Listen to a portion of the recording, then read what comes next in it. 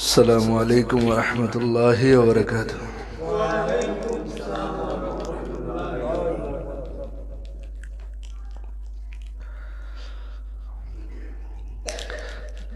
লাগবো না থাক।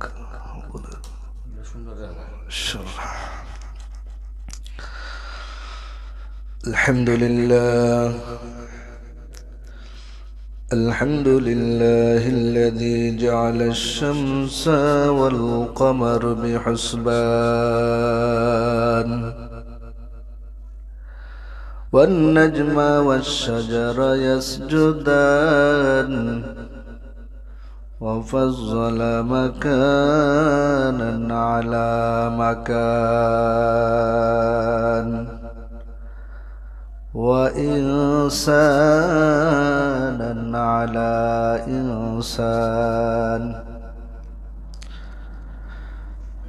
ونشهد أن لا إله إلا الله وحده لا شريك له الذي أرسله الله تعالى بالحق بشيرا ونذيرا وداعيا إلى الله بإذنه وسراجا منيرا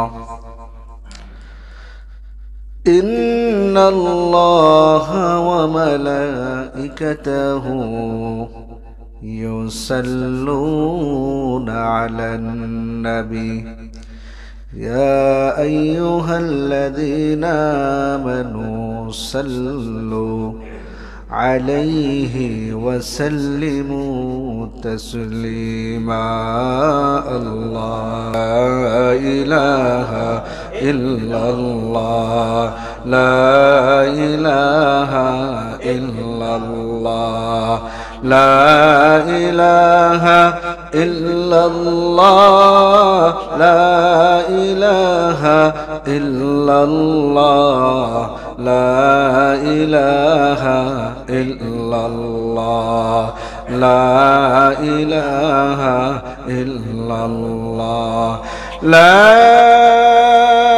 إله إلا الله محمد رسول اللہ۔ سورج نے دیا اپنے شعاع ان کا پیغام، سورج نے دیا اپنے شعاع ان کا پیغام، دنیا ہے عجب چیز کبھی صبح کبھی شام، دنیا ہے عجب چیز کبھی صبح کبھی شام، دنیا میں ہو دنیا کا طلبگار نہیں ہو، دنیا میں ہو دنیا کا طلبگار نہیں ہو،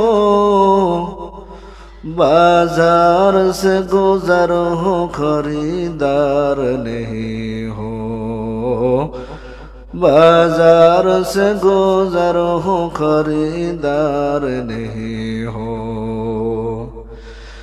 مقبول تو ہے شاذ ہے قابل تو بہت ہے، ایناک مانند تو نہیں دل تو بہت ہے، ایناک مانند تو نہیں دل تو بہت ہے، الفت میں برابر کے وفا جا کے وفا ہو، الفت میں برابر کے وفا جا کے وفا ہو، ہر چیز میں لذت ہے اگر دل میں مزہ ہو، ہر چیز میں لذت ہے اگر دل میں مزہ ہو،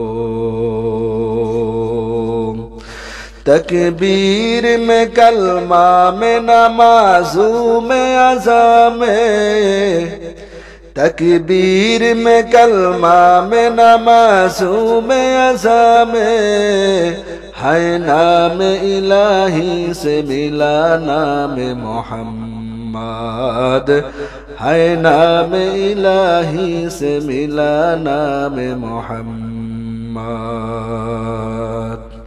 सुब्हानक ला इल्म लना इल्ला मा अल्लमतना इन्नका अंतल अलीमुल हकीम।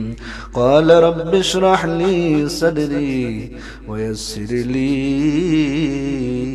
अमरी। अल्हम्दुलिल्लाह, महान रब्बुल आलामीনের দরবারে অসংখ্য গণিত শুকর যে আল্লাহ আপনাকে আমাকে বড় মায়া করে ভালোবেসে মোহাব্বত করে রজব মাসের শেষ জুমায় আল্লাহ পাকের ঘরে আসা এবং বসার সুযোগ করে দিলেন। ওই মালিকের দরবারে আপাদমস্তক নত করে উচ্চ আওয়াজ দিয়ে মালায়ে কণ্ঠ দিয়ে কালিমাতুশ শুকর আদায় করি আলহামদুলিল্লাহ। পর্দার আড়াল থেকে আমার সম্মানিত মা ও বোনেরা মাইকের আওয়াজ শুনতেছেন, যদি কাজ কাম না থাকে দিলের কান লাগায় দুই চারটা কথা জায়নামাজ বিছায়া যদি শোনেন, কিছুক্ষণ পরে তো আপনাদেরও নামাজ আছে, আমাদেরও কি আছে, নামাজ আছে। বাস নামাজের প্রস্তুতি নিয়ে, জুমার নামাজ তো পড়তে পারবো না, জোহরের নামাজই পড়বে, তো জায়নামাজে বৈশা আলোচনা শোনার পরে জোহরের নামাজ পড়ে নিলেন। আল্লাহ পাক আপনার এই বলা এবং শোনা যদি কবুল করে তাহলে আমি আপনার কি হইতে পারি, এটাও নাজাতের জরিয়া হইতে পারে। আল্লাহ পাক আমাদেরকে বড় মহাব্বত করছেন। এক মাস ধরে দোয়া পড়তেছিলাম, রজব মাস আজকে শেষ দিন, দোয়া কি মনে আছে? আল্লাহুম্মা বারিক লানা ফি রজব ওয়া শাবান, পড়েন আল্লাহুম্মা বারিক লানা ফি রজব ওয়া শাবান ওয়া বাল্লিগনা রমাদান।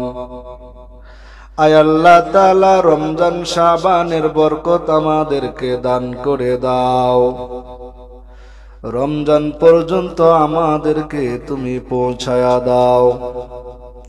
কত সুন্দর দোয়া, হ্যাঁ? আয় আল্লাহ তাআলা, রমজান এবং রজব মাস এবং শাবানের বরকত আমাদেরকে দাও। যেই বান্দা আল্লাহর কাছে দোয়া করে ওই মুমিন বান্দার দোয়া আল্লাহ তাআলা ফিরত, সময় লাগে কিন্তু ধৈর্যহারা হওয়া যাবে না। মুমিনের কোনো আমলকে আল্লাহ বাতিল করে না, ফিরত দেয় না, বরং আল্লাহ তাআলা নিজে প্রথম আসমানে আইসা বান্দাকে ডাকতে থাকে, বান্দা তোর কোন জিনিসের প্রয়োজন আমি আল্লাহর কাছে বল। দুনিয়ার কেউ যেটা পুরা না করতে পারে, পুরা করতে পারে তিনি কে? দুনিয়ার সমস্ত চিকিৎসক যদি এক লগে হয়ে যায়, এই মৃত ব্যক্তিটাকে তুমি এক সেকেন্ডের জন্য বাঁচিয়ে দাও। দুনিয়ার যত চিকিৎসক বৈজ্ঞানিক যদি একত্রিত হয়ে যায়, ওই নির্দিষ্ট টাইমে মৃত্যু থেকে আগপিছ করার কোনো সুযোগ আছে? কারণ আল্লাহ পাক রব্বুল আলামিন বলছেন, নির্দিষ্ট সময় তোমার যেখানে রিজিক শেষ সেখানেই তোমার রিজিক। যতদিন জমিনের মধ্যে থাকবে রে গোলাম, আল্লাহ পাক কয় বান্দা তোর যেদিন রিজিক শেষ, এই দুনিয়ার হায়াতটাও তোর শেষ। কিন্তু তোমার আমার টার্গেট হবে একটা সিরাতে মুস্তাকিম দিয়া কিভাবে জান্নাত হাসিল করা যায়। এই দুনিয়াকে তোমার জরুরত বানাইবা, দুনিয়া তোমার টার্গেট না, টার্গেট হইল কি আখিরাত, জান্নাত পর্যন্ত আমি কেমনে পৌঁছবো। কিন্তু আমি যদি মনে করি দুনিয়ায় আমার টার্গেট, তাহলে এর চেয়ে বোকা আল্লাহর জমিনে আর কেহ। মানুষ এই চিন্তা ধারণা যখন পাল্টিয়ে দিবে, আল্লাহ পাক বলেন আমি তার আসা যাওয়ার মৃত্যুটাও আমি আল্লাহ সহজ করে দেব বান্দা। কিন্তু আমি আল্লাহ পাক রব্বুল আলামিন দুনিয়ার মধ্যে কিছু থিওরি দিয়েছি, এই থিওরি অনুযায়ী যদি তুমি চলো তাহলে সিরাতিম মুস্তাকিম, ইহদিনাস সিরাতাল মুস্তাকিম প্রত্যেক দিন নামাজের মধ্যে পড়ি না যত ফরজ নামাজ আছে তার মধ্যেও লাগে, সুন্নত নামাজের মধ্যেও সূরা ফাতিহার শেষ আয়াত লাগে না? এই আয়াতের অর্থ কি? সিরাতে মুস্তাকিম কোনটা? আবু জাহেলের রাস্তা,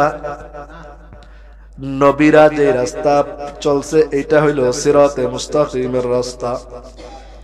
সিরাতে মুস্তাকিমের রাস্তা জুমার নামাজের যখন মাইকে আওয়াজ চলবে, ওই মাইকের আওয়াজের সাথে সাথে আমি আল্লাহর ডাকে সাড়া দিয়া মসজিদের মধ্যে হাজির হয়ে যাব। আর আল্লাহ পাক ফেরেশতাদেরকে ঘোষণা দেয়, দেখ ফেরেশতা, মসজিদে আজান হইতে দেরি হয়, আমার বান্দার অন্তরের মধ্যে কেমন জানি একটা ঝংকার বাজে, আমার আল্লাহর পক্ষ থেকে মুয়াজ্জিন ডাকতেছে নামাজের দিকে আসো, হাইয়া আলাস সালাহ নামাজের দিকে আসো, হাইয়া আলাল ফালাহ কল্যাণের দিকে আসো। যেই ব্যক্তি এই আল্লাহ পাকের ডাকের মধ্যে সাড়া দিল, আল্লাহ পাক বলেন আমি তাকে জান্নাতের মেহমান বানায়া ঘরে ফিরাইয়া দেই। সুবহানাল্লাহ। এজন্য ভাই প্রিয় বন্ধুরা আমার, পর্দার আড়ালের মা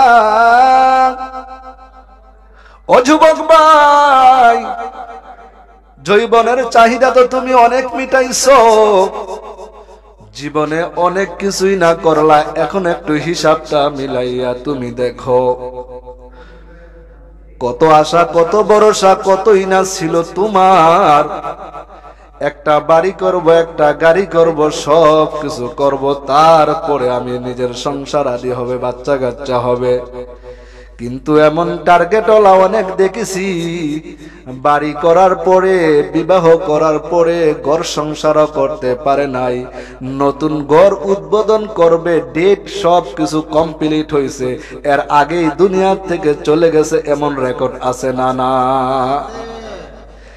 কারণ আল্লাহ পাক তোমাকে ওই নির্দিষ্ট হায়াত দিয়েছে, এই হায়াত তোমার ঘরে ঢুকার আগেই তো শেষ। এই জন্য মালাকুল মউত নামক একটা তরোয়াল তোমার আমার পিছনে সব সময় ঘুরে, কখন জানি আমাকে ধাক্কা দেয়া মালাকুল মউত বিছানায় ফালায়া দেয়। সেই দিন কান্না করলে, তওবা করলে, ইবাদত করলে আর কোনো কাজে লাগবে না। এই জন্যই দেখো না রে ভাই, যার কপালটা ভালো, লক্ষ লক্ষ মানুষ বিদেশ থেকে সফর করে টঙ্গীর মাঠের মধ্যে আইসা এতিমের মতো বইসা রয়েছে, কাকে পাওয়ার জন্য? দুনিয়ার কাউকে দেখানোর জন্য। বিদেশ থেকে যে মেহমানরা আসছে তাদেরকে আমরা চিনি, চেহারাও তো চিনি না, কিন্তু তুমি যখন ময়দানের মধ্যে যাইবা, ওই ময়দানের মধ্যে লক্ষ লক্ষ মানুষের একটা জামায়াত হয়, জুমার দিন প্রত্যেক ওয়াক্তের মধ্যে হয়। এত বড় জামাতে শরীক হওয়া নিজের বড় ভাগ্যের ব্যাপার। কিন্তু তুমি কল্পনাও করে দেখলা না, হায়রে যদি ইজতেমার ময়দান যদি আমাদের বাংলাদেশে না হইতো, খালি মনে আফসোস হই থাকতো, বাঙালি বড় চালাক, ওই সময় আফসোস করতো যদি বাংলাদেশে হইতো তাইলে মাগনা যাইতাম। এখন বাংলাদেশে হওয়ার পরে কয় আমার আর কাজের সময় নাই, ইজতেমায় যাওয়ার আর আমার কি নাই। বাঙালি বড় চালাক, কারণ খাওয়ার পরে মুখটা মুছাই কয় খাই নাই, আছে না নাই? কারণ আল্লাহ পাক রব্বুল আলামিন যেই বান্দার কৃতজ্ঞতা স্বীকার করতে জানে না, সে আল্লাহরও কৃতজ্ঞতা করতে জানে। কেন তুমি আল্লাহর নাশুকরি করো? এই দুনিয়ার থেকে যারা আল্লাহ পাকের নাফরমানি করে গেছে, তাদের পরিণতি ভালো কোনোদিনও হয় না, ঠিক কিনা বলেন? কিন্তু আপনি চেয়ে দেখেন পিছনের দিকে, যারা দুনিয়ার মধ্যে থেকে হাসান আর হুসাইন দুনিয়ার মধ্যে থেকে আমাদের নাতির মতো, তাদেরও তো নবীর নাতি হাসান আর হুসাইন, কিন্তু কেমন একটা টিকিট লাগাইছে, যেই নামাজ জুমার নামাজের মধ্যে প্রত্যেক খুতবার মধ্যে খতিব সাহেব বলতে বাধ্য হয়, কি হয় না? ওয়াল হাসান ওয়াল হুসাইন সাইয়্যিদা শাবাবি আহলিল জান্নাহ। হাসান আর হুসাইন পয়গম্বরকে ডাক দেয়া কয়, নবী আমার, আপনার সাথে কিছু আমার তর্ক বিতর্ক আছে, নানা নাতি তর্ক করে কি করে না? এই তর্কর মধ্যে মজা আছে না নাই? হাসান আর হুসাইন কয়, এই নাতি, আল্লাহর রাসূল কয় কি তোমার প্রশ্ন? হাসান আর হুসাইন কয়, নানা তোমার মায় বড় না আমার মায় বড়? আল্লাহর রাসূলের মার নাম কি? কি নাম জোরে কোন? আল্লাহর রাসূলের মার নাম কি? আমেনা। এটাও ভুল করতে পারেন না। আল্লাহর রাসূলের বিবি গো নাম না, মার নাম কি? হাসান হুসাইন ডাক দেয়া কয়, নবী আমার, নানা আমার, তোমার মার নাম কি? কয় আমার মার নাম তো আমেনা। কয় তোমার মারে কয়জনে চিনে? তোমার মায় বড় না আমার মায় বড়? কয় তোমার মার নাম কি? কয় আমার মা হইছে হযরত ফাতেমাতুজ জোহরা রাদিয়াল্লাহু তাআলা আনহু। এ নানা, তোমার মার ব্যাপারে আল্লাহর কি সুসংবাদ আছে? আর আমার মার ব্যাপারে আল্লাহ স্বয়ং নিজে সুসংবাদ দেয়, জান্নাতি। সুবহানাল্লাহ। তোমার মা বড় হইল না আমার মা বড় হইল? কয় নানা তোমার বাবার নাম কি? মুহাম্মদ সাল্লাল্লাহু আলাইহি ইসলামের বাবার নাম কি? মুসলমান জোরে কোন? এটি কইলে তো সব হইব। সন্তানদেরকেও চিনাইবেন না, নাতিদেরকেও শিখাইবেন না। এমন বই আজকে সমাজের মধ্যে, স্কুলের মধ্যে হইছে, কিল্লার গার্ডেনে হইছে, নবী কারে কয় আল্লাহ কারে কয় চিনার কোনো কি নাই। এখন গার্জিয়ানরা আলহামদুলিল্লাহ মুসলমান চালাক হয়ে গেছে, স্কুলে আর পড়ামু না, ডাইরেক্ট কই দিয়ে দিমু। এখন স্কুলের অবস্থা কি হয়ে গেছে গা? খারাপ হয়ে গেছে গা। স্কুলে পড়তে নিষেধ করি না, কিন্তু প্রাথমিক শিক্ষাটা কি হতে হবে? কোরআন এবং সুন্নাহর। আমরা পড়ি না। ডাক্তার হওয়ার দরকার আছে, ইঞ্জিনিয়ারও দরকার আছে, আলেমও দরকার আছে। নাইলে আমার মেয়েকে কোথায় ডাক্তারের কাছে নিয়ে যাবো? আমার বিবি পর্দা করে, কোথায় ডাক্তারের কাছে দরকার আছে না? হাসান আর হুসাইন ডাক দেয়া কয়, নবী আমার, ও নানা আমার, তোমার বাবার নাম কি? কয় তোমার বাবারে কে চিনে? আব্দুল্লাহর ব্যাপারে কি সুসংবাদ আছে? কয় আর তোমার বাবার নাম কে? কয় আমার বাবার নাম কি জানো? হযরত আলী রাদিয়াল্লাহু তাআলা আনহু। যার ব্যাপারে খুতবার মধ্যে প্রত্যেক জুমার মধ্যে আলোচনা হয় কি হয় না? দুনিয়ার মধ্যে থেকে আমার বাবা জান্নাতের সার্টিফিকেট পাইছে, তোমার বাবার ব্যাপারে জান্নাতের সার্টিফিকেট আছে? আলীর ব্যাপারে কি আছে জান্নাতের? আশারায়ে মুবাশশারাত 10 জন সাহাবীর মধ্যে একজন হযরতে আলী আছে না নাই? ওনারা আমার, এবার বলো তোমার বাবা বেশি পাওয়ারফুল না আমার বাবা বেশি পাওয়ারফুল?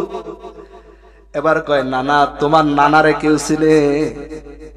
তোমার নানার নামই তো জানে না মানুষ।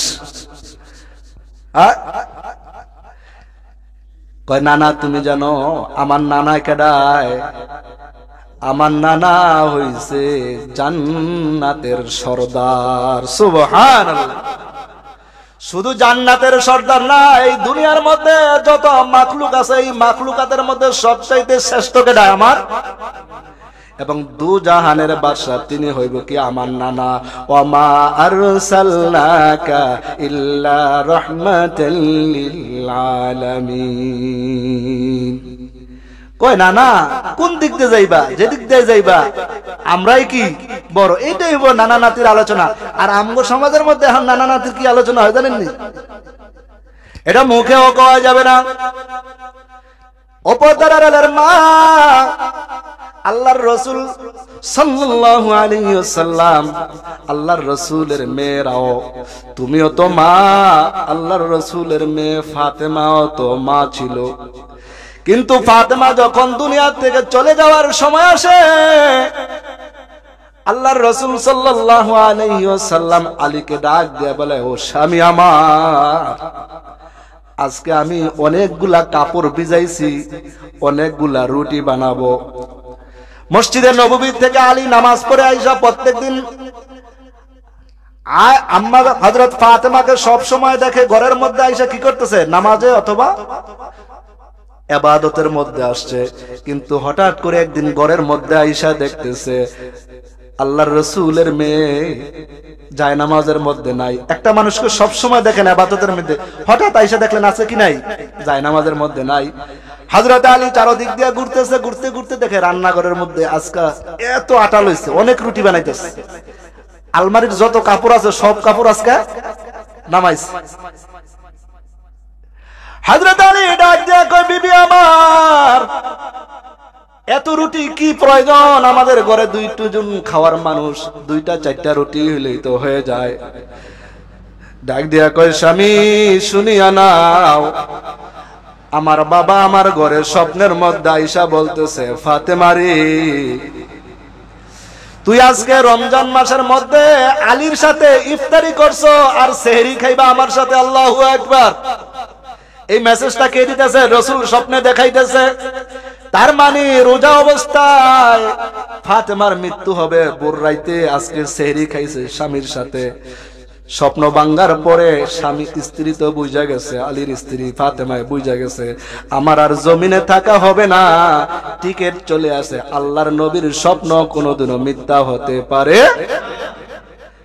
এই জন্যই দেখবেন মানুষ মৃত্যুর 10-15 দিন আগে নিজের থেকে নিজের স্বাভাবিক মানুষও কি পাওয়া যায়, টের পায়।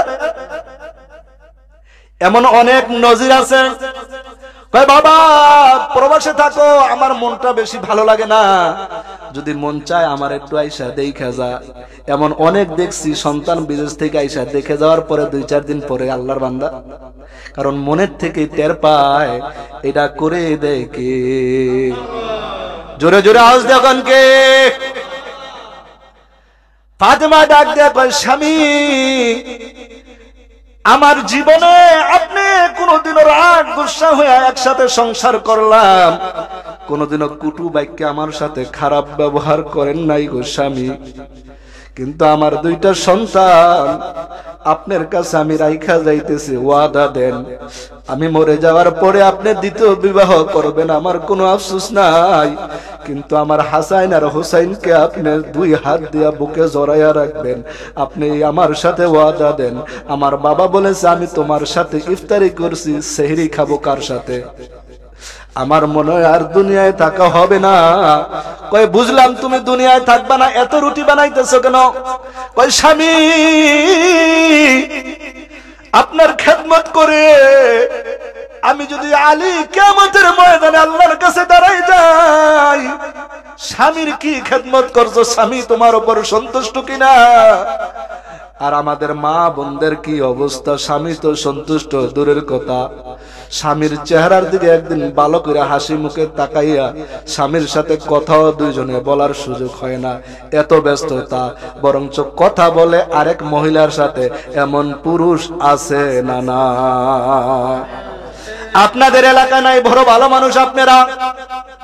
ও মা তুমি খেয়াল করিয়া বুঝিয়া নাও, যদি আল্লাহর জান্নাত পাইতে চাও স্বামীকে খুশি করো, আল্লাহ পাক তোমার জন্য অল্প আমলই যথেষ্ট। আখলিস দীনাকা ইয়াকফিকাল আমালুল কলিল, তোমার ঈমানকে খাঁটি করো, অল্প আমল নাজাতের জন্য।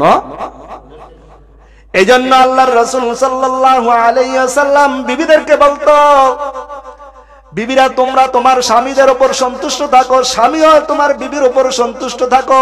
দেখবেন দুনিয়ার মধ্যে, দুনিয়ার থেকে যাওয়ার পরে অনেক স্ত্রী আছে স্বামী মারা যাওয়ার পরে ওই স্বামীর সুখে দ্বিতীয় সংসারটা আর করে না। কিন্তু এমন স্ত্রী আছে স্বামী মরার আগেই তো আরেকজনের সাথে ঠিক করে রাখছে, আছে না নাই? নাই, মরতে দেরি বাঁচতে দেরি নাই, থাকতে হইতে চলে জায়গা ধরে রাখুন যায় না। কিন্তু কেন কেন এটা হইল? ঘরের মধ্যে ওই সাহাবায়ে কেরামের জীবনী, আল্লাহর রাসূলের চরিত্রের মধ্যে কোনো আলোচনা দিন, আর যেই ঘরে দিন নাই ওই ঘরের মধ্যে অন্ধকার। আর এই অন্ধকার একমাত্র দূর হবে যখন কোরআন এবং সুন্নাহর সব আলোচনা যদি ঘরের মধ্যে হয়। আর ঘরের মধ্যে আলোচনা তো দূরের কথা, প্রত্যেক ঘরে অন্তত পক্ষে কয়টা করে মোবাইল? ছেলে লইছে একটা, মেয়ে লইছে একটা, মাই লইছে একটা, বাবাই লইছে একটা, নাতি লইছে একটা, যে যার যার ভাবে ঘরে পড়ে রয়েছে, কেউ কারো দিকে খবর নাই, আছে না নাই? এখন আর টিভির দরকার হয় না। এমনও মুসল্লি আছে নিজের ঘরে টিভি আছে, শুনছি আপনাদের এই মহল্লায় এসে শুনছি ইমাম সাহেবের বাইক টিভি আছে নি, হ্যাঁ খবর লাগাইছে। ইমাম সাহেবের ভালো লাগে না, জায়ের দিকে হুজুরের বাইক টিভি আছে নি, অথচ নিজের ঘরে টিভি, নিজের ঘরে কি আছে হিন্দি গান চলে, হ্যাঁ আরেকজনের ঘরে খবর লাগাইতে গেছে টিভি আছে নি। কপাল তোমার পড়লে এরকমই হয়। এ দুনিয়ার মুসলমান, আল্লাহর গোলাম, অপরের দুশ্চর্চা না কইরা নিজের দিকে একটু তাকায়া দেখো ভাই, তুমি জান্নাতের রাস্তায় উঠতে পারলা কি পারলা? এটাই হবে তোমার জান্নাতের কারণ। কারণ আল্লাহ বলেন, ও বান্দা, আমি আল্লাহ কিন্তু রহমান। আর আল্লাহ কে রহমান। আল্লাহ যদি মাফ করে দেয় আর কোনো টেনশন আছে? দুনিয়ার সমস্ত মানুষ তোমাকে জেলে বন্দি করে শাস্তি দেয়, আল্লাহ কয় ও ইব্রাহিম পয়গম্বর, তোমার সাথে মেরাজ হয়েছে আগুনের মধ্যে, মুসার সাথে মেরাজ হয়েছে উহুদ পাহাড়ের মধ্যে, তুর পাহাড়ের মধ্যে, অন্যান্য পয়গম্বরের মেরাজ হয়েছে দুনিয়ায়, আর আমার নবীর মেরাজ হয়েছে কোথায়? আসমানের মধ্যে। আর দুনিয়ার সমস্ত নবীদের মেরাজ হইল পরীক্ষা, আর আমার নবীর মেরাজ হইল আনন্দ। আল্লাহু আকবার। সব নবীর মেরাজ দেখেন, পরীক্ষা করে দেখেন। রসুলকে ইনভাইট করছে, রসুল আপনি আমার বাড়িতে বেড়াতে আসেন। এই মেরাজ মাসকে উপলক্ষ করে রজব মাসে দেখবেন জায়গায় জায়গায় খাজার ডেক বসায়, আছে না নাই? আল্লাহ রসুলকে এরকম ডেক বসাইছে, জায়গায় জায়গায় কালেকশন করে লাল কাপড়ে দিয়া যান, খাজার নামে সিন্নি করব। খাজায় তো এমনি তো বড় আল্লাহর ওলি, তোর কাছে খাজায় কি খিচুড়ি খাইতে চাইছে? কেউ ফিরে না খালি হাতে খাজা বাবার দরবারেতে, এমন স্লোগান আছে না নাই? কেউ ফিরে না খালি হাতে, তিনি কে, তিনি কে, কে কে, জোরে জোরে কে? আল্লাহ বলেন, বান্দা তুই যখন ঘুমায়া থাকোস, তোর মাও পাহারা দেয় না, বাবাও পাহারা দেয় না, আমি আল্লাহ কুদরতি ভাবে ফেরেশতা দিয়া তোকে হেফাজত করি। তিনি কে? এ দুনিয়ার মুসলমান, আল্লাহর গোলাম, আল্লাহর রসুলের এক সাহাবী ছিল, জীবনে এমন গুনাহ নাই যে তার হয় নাই।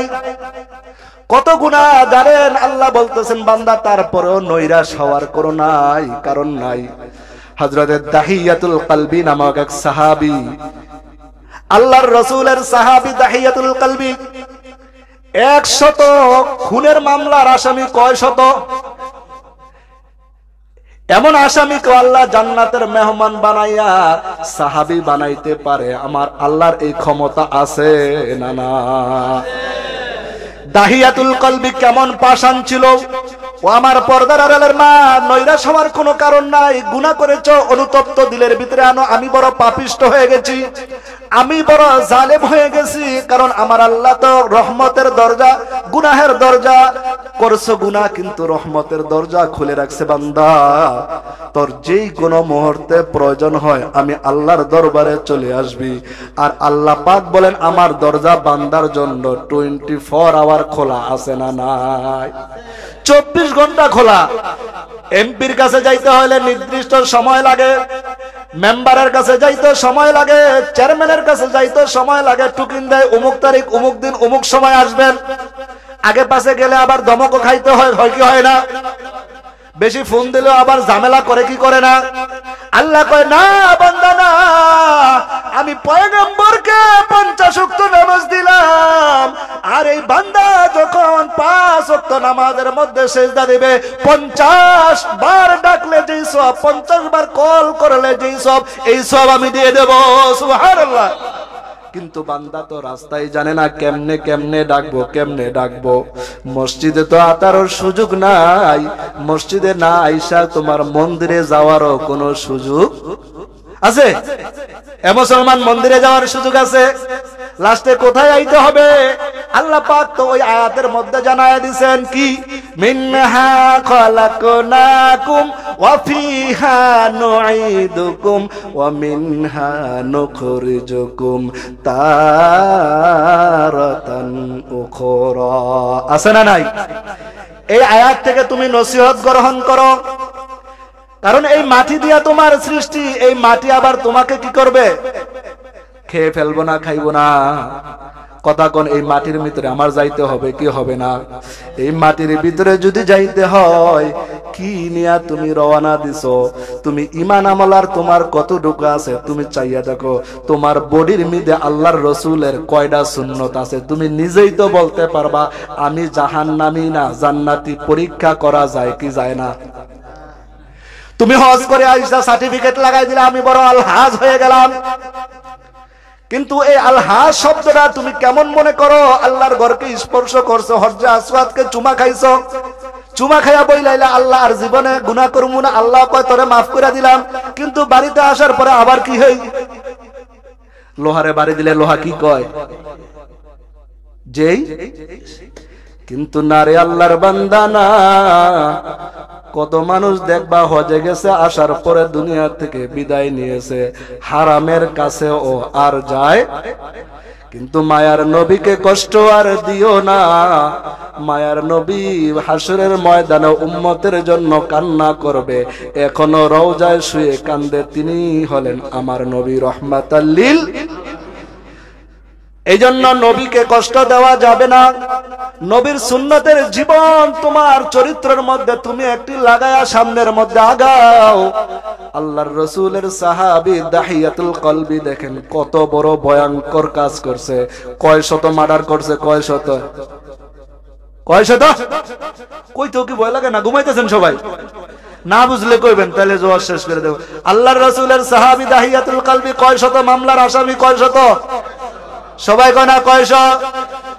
এই 100 মার্ডার মামলার আসামি যদি আল্লাহর কাছে আইসে তওবা করে, আল্লাহ তুমি আমারে মাফ করে দাও, আল্লাহর কি ক্ষমতা আছে না নাই? জোরে কোন আছে না নাই?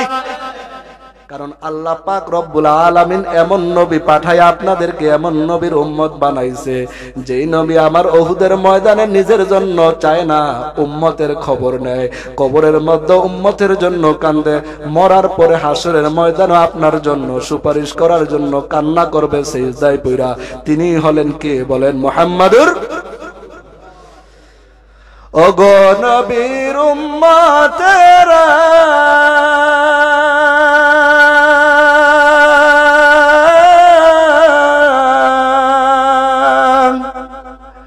হইয়ে আজি দিশে হারা,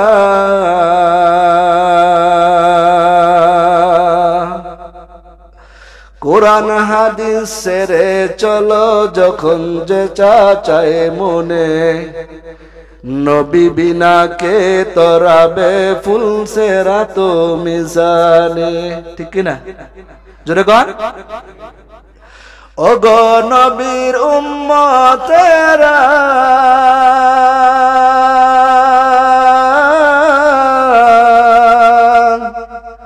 হইয়ে আজি দিশে হারা, কোরআন হাদিস ছেড়ে চলো যখন যেটা চায় মনে, নবী বিনা কে তরাবে ফুল সেরা তো মিজানে, নবী বিনা কে তরাবে ফুল সেরা তো মিজানে। নবীর মায়া নাই কো তোর মনে,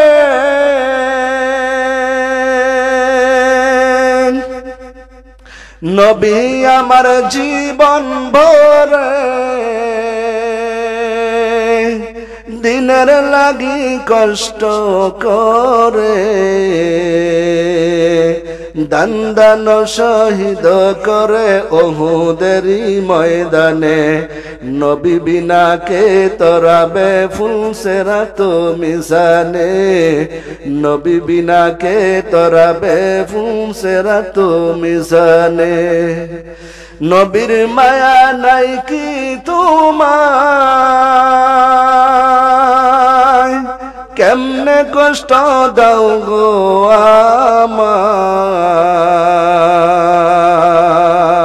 আমায়, দুরুদ পড় স্মরণ কর প্রথম কাঠি জীবনে, নবী বিনা কে তরাবে ফুল সেরা তো মিজানে। ঠিক কিনা?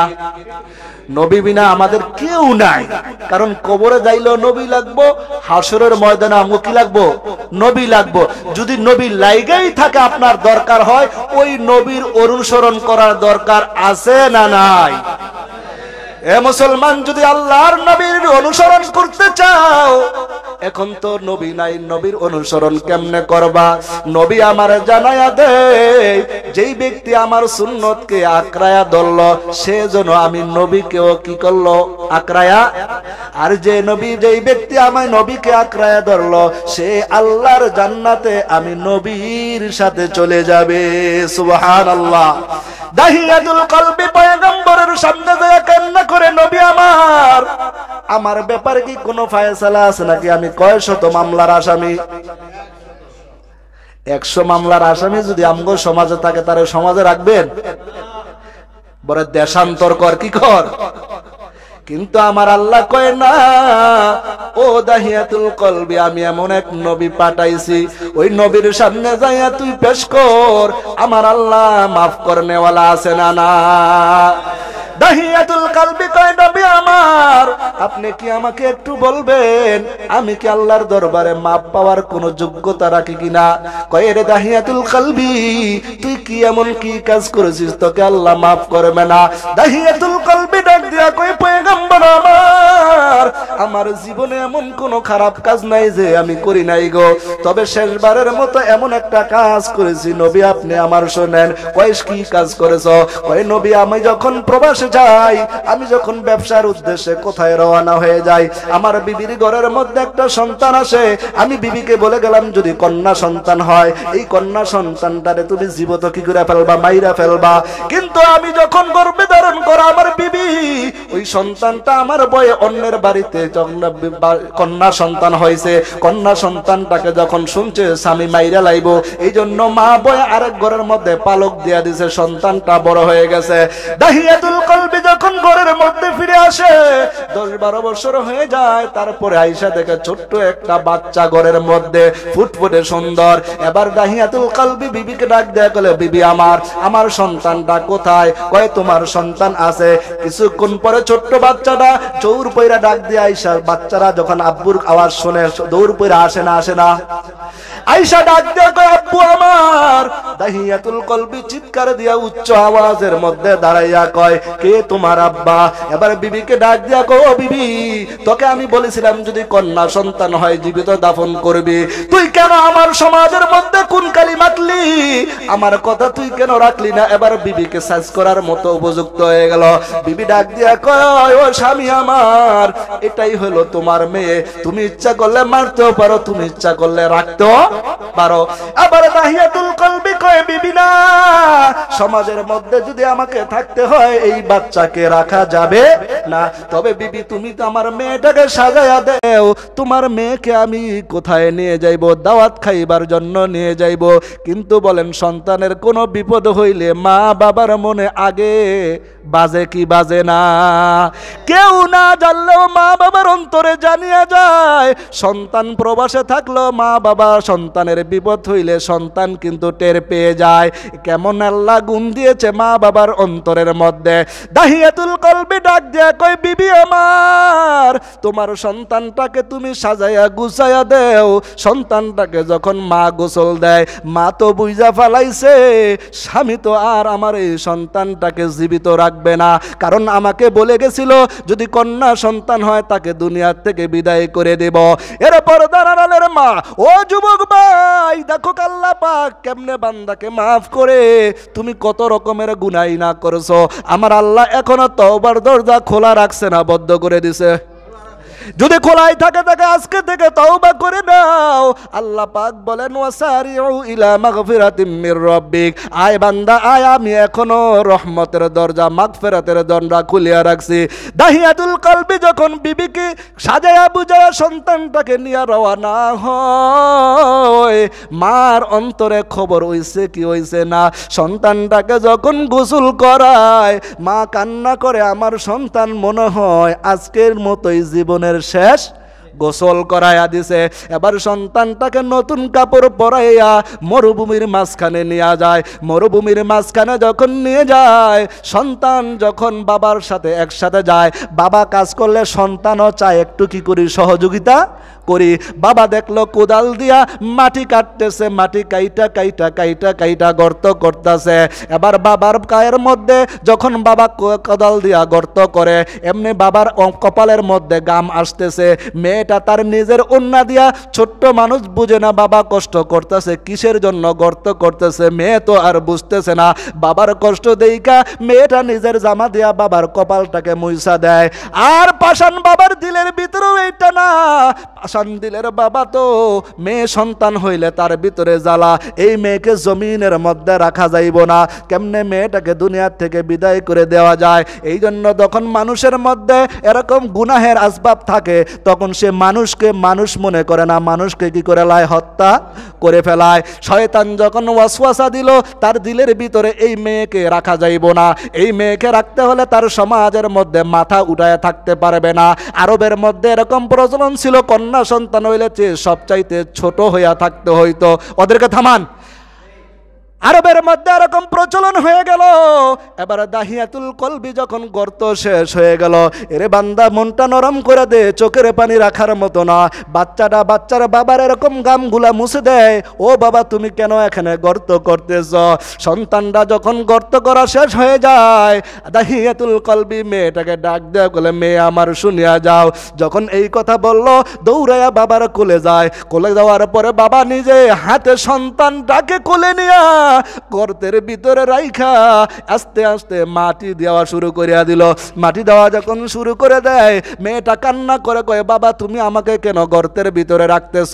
গর্তের ভিতরে রাইখা যখন বড় পাথর গুলা মারে, মা যখন সন্তানটাকে হারাইয়া ফেলেছে, মাও কান্না করতেছে, আমার মেয়েটার মনে হয় বড় বিপদ হয়েছে। এবার মাহিয়াতুল কলবির মেয়ে যখন হাতটা বের হয়ে রয়েছে, পুরা অঙ্গটা যখন জমিনের ভিতরে চলিয়া গেছে, এবার হাতটা বাইর কইরছে। তারপরও হাতটার মধ্যে বাপে যখন হাত লাগায়া ধরছে, সন্তানটা যখন হাতের মধ্যে হাত লাগাইছে, মেয়েটা এরকম ভাবে আটকায়া ধরছে, ও বাবা তুমি আমাকে ছাড়িয়া দেও, তোমাকে আর জীবনে বাবার পরিচয় দিব না, আমি এই এলাকায় থাকবো না গো বাবা, তুমি আমাকে আজকের মতো মাফ করে দাও, আমাকে দেশান্তর করে দাও, বাপের পরিচয় আমি দেব না, তবুও তুমি আমাকে জীবন্ত ছাইরা দাও। কারণ তার ভিতরে শয়তান ওয়াসওয়াসা দিছে, এই মেয়েটাকে মারলে তোর জন্য ভালো হবে। শয়তান যখন ওয়াসওয়াসা দেয়, মানুষের হিতাহিত জ্ঞান তখন হারায়া ফেলে। দাহিয়াতুল কলবি বড় পাষণ্ড, নিজের সন্তানটাকে চাপা মাটি দেয়, দিয়া পরে এক কদম সামনে হাঁটে, আর এক কদম পিছনে যায়, আর নিজে ঠিক রাখতে পারে না। মনে হয় পিছন থেকে কে জানি ডাকতেছে, বাবা তুমি আমাকে কেমন কাজ করলা, তুমি তো আমাকে জন্ম দিলা বাবা, এমন বাবা কি জমিনে হয়? মায়ার নবীর সামনে দাহিয়াতুল কলবি এই ঘটনা বলার পরে মায়ার নবী চোখের পানি ছাড়িয়া দেয়। মানুষকে এমন পাষাণ হয়, আপন নিজের মেয়েকে জিন্দা দাফন করে। এজন্য আপনাদের কাছেও প্রশ্ন, মানুষ যখন গুনাহের কাজ আস্তে আস্তে করতে থাকে, তখন মানুষ মারা তার কাছে কোনো ব্যাপার না।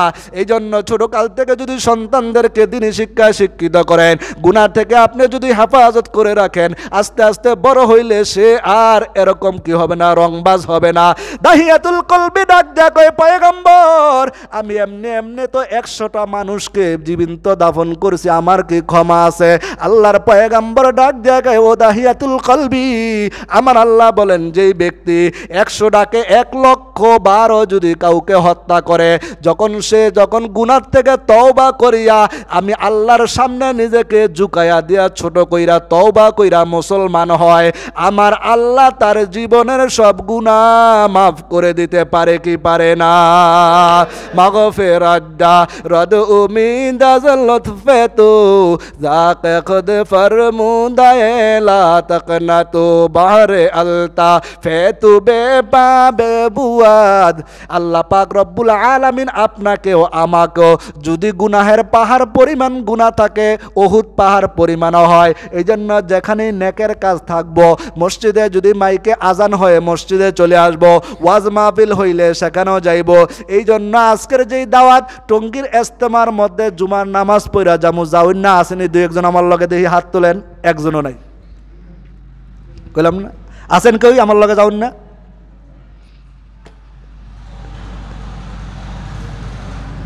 একজন একজন।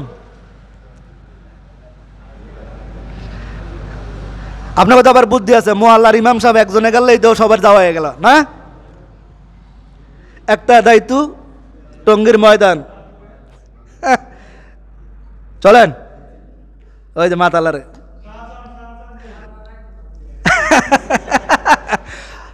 চলেন না ভাই, দেখে আসি। বিশ্বাস করেন না, 15 লাখ 20 লাখ টাকা।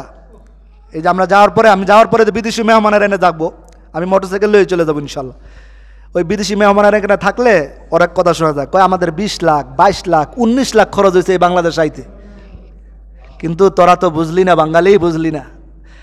আবার বাঙালি তো বড় চালাক, যখন আমগো দেশে না হইতো তখন কইতো আরে যদি আমগো দেশে হইতো রে যাইতাম, যাইয়া শেষ করে লাইতাম। এখন পাইছি, অন্তত পক্ষে জুমার দিন চলেন ইনশাল্লাহ, ওখানে বড় একটা জুমার জামাত। আপনি চিন্তা করেন 15-20 লাখ মানুষের জুমার নামাজ, বিশাল। আল্লাহ পাক আমাদের সবাইকে, আল্লাহ পাক যেখানে দ্বীনের হকের কথা হবে সেখানেই যাব ইনশা আল্লাহ পাক আমাদেরকে বোঝার তৌফিক দান।